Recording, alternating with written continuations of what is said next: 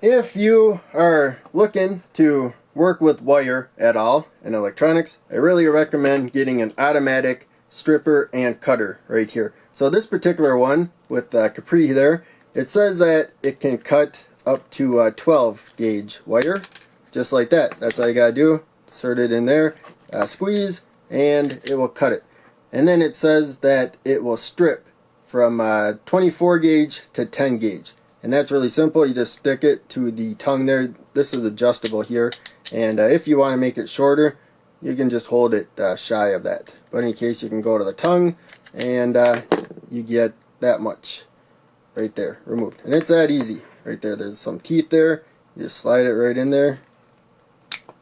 And it does the rest right there.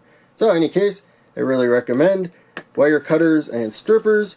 You don't have to get this particular one. There's a bunch of different options out there. Whatever looks best for you. Make sure you check out the wire gauges it can handle and everything for your particular project.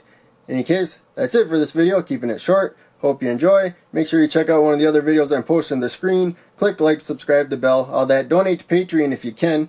I have a link down in the description. But just watching videos helps a ton. I appreciate that. I'll see you in the next video.